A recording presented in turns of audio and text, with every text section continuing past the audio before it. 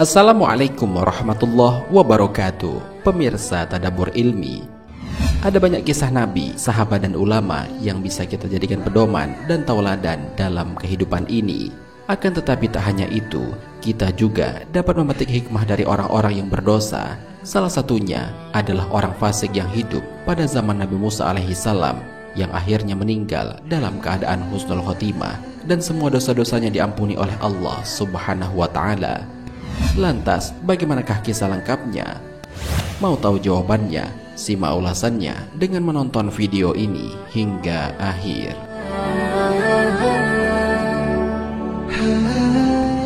Sebelum lanjut, bagi kalian yang belum subscribe, silahkan untuk menekan tombol subscribe terlebih dahulu. Aktifkan lonceng notifikasinya. Bagikan video ini kepada teman-teman kalian agar semakin banyak orang yang mendapatkan manfaat dari channel ini.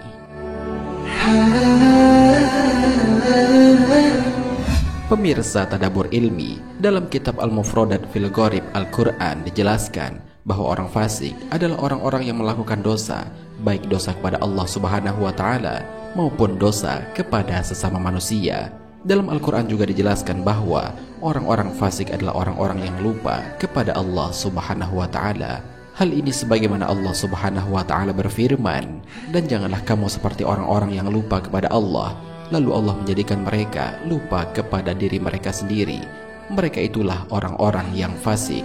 Al-Quran Surat Al-Hasr ayat 19.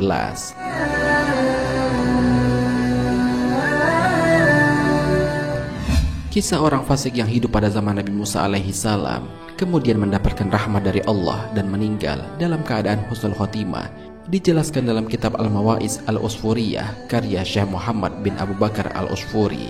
Dikisahkan pada zaman Nabi Musa alaihissalam terdapat seorang laki-laki yang meninggal dunia. Kemudian jenazahnya dibuang oleh warga ke tempat sampah.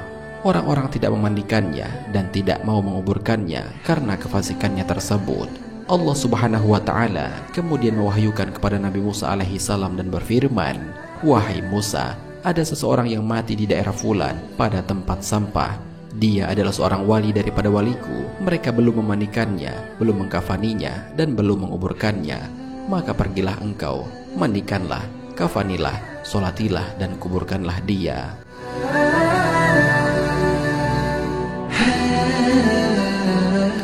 Nabi Musa alaihissalam lalu mendatangi tempat itu. Beliau juga bertanya kepada orang-orang tentang keberadaan mayit tersebut. Nabi Musa juga bertanya, mengapa mereka tidak memandikan dan menguburkannya. Orang-orang itu memberitahu bahwa orang yang meninggal itu adalah orang yang fasik. Nabi Musa alaihissalam pun melihat jasad orang tersebut terbuang di tempat sampah.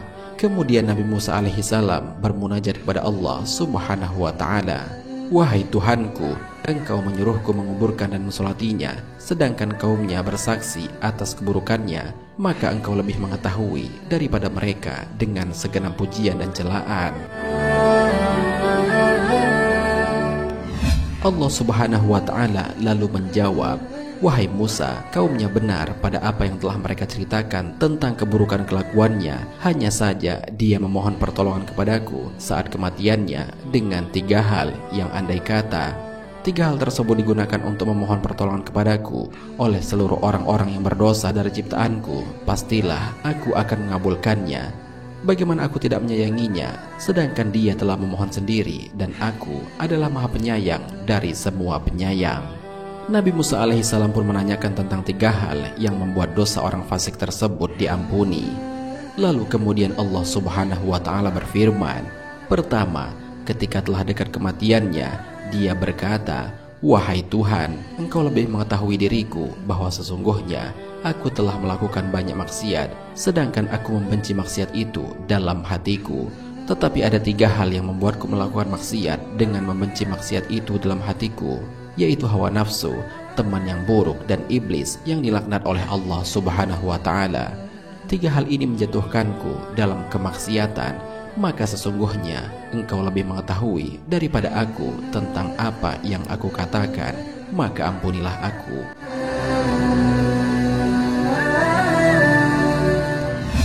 Kedua, laki-laki itu berkata, "Wahai Tuhan, sesungguhnya Engkau mengetahui bahwa aku telah melakukan banyak maksiat dan tempatku bersama orang-orang fasik. Namun aku suka berteman dengan orang soleh. Kezuhudan mereka dan duduk bersama mereka lebih aku sukai daripada bersama orang-orang fasik."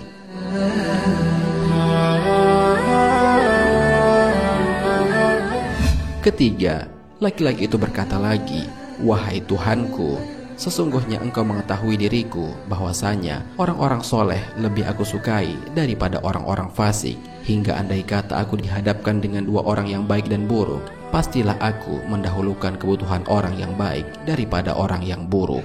Allah Subhanahu wa Ta'ala akhirnya menjawab doa laki-laki itu dan berfirman, "Aku sayangi, aku ampuni, dan aku maafkan, karena sesungguhnya aku Maha Pemurah lagi Maha Penyayang, khususnya kepada orang-orang yang mengakui dosa kepadaku, dan orang ini mengakui dosanya, maka aku mengampuninya dan memaafkannya. Wahai Musa, lakukan apa yang aku perintahkan, karena aku mengampuni dengan kehormatannya untuk orang yang mensolat jenazah dan menghadiri pemakamannya."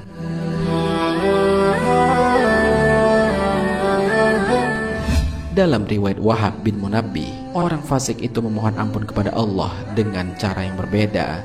"Wahai Tuhanku, andai kata Engkau memaafkan dan mengampuni dosa-dosaku, maka bergembiralah para walimu dan para nabimu, dan bersedihlah setan musuhku dan musuhmu. Dan andai kata Engkau mengazabku sebab dosaku, maka syaitan dan teman-temannya akan bergembira, dan bersedihlah para nabi dan para wali. Dan sesungguhnya aku mengetahui bahwa kegembiraan para wali menurutmu lebih daripada kegembiraan syaitan dan teman-temannya. Maka ampunilah aku. Wahai Allah, sesungguhnya Engkau lebih mengetahui dariku apa yang aku katakan. Maka sayangilah aku dan maafkanlah aku."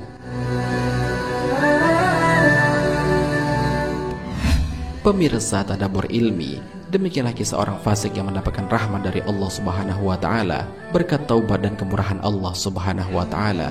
Kisah ini terjadi di zaman Nabi Musa alaihi salam. Orang-orang pada saat itu tidak ada yang mau mengurus jenazah orang fasik tersebut. Hal itu karena dia adalah orang yang suka bermaksiat. Namun di akhir hayatnya ia mengakui dosa-dosanya dan meminta ampun kepada Allah Subhanahu wa Ta'ala. Berkat rahmat dari Allah, akhirnya orang tersebut diampuni oleh Allah. Allah kemudian mengutus Nabi Musa untuk mengurus jenazah orang tersebut.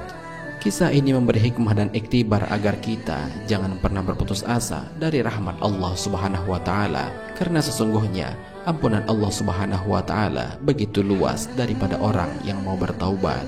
Wallahu a'lam bishawab. Jika terdapat kesalahan dalam penyampaian ini, admin mohon maaf, dan itu merupakan kesalahan dari admin sendiri. Jika ada benarnya, itu adalah dari Allah Subhanahu wa Ta'ala. Semoga bermanfaat. Wassalamualaikum warahmatullahi wabarakatuh.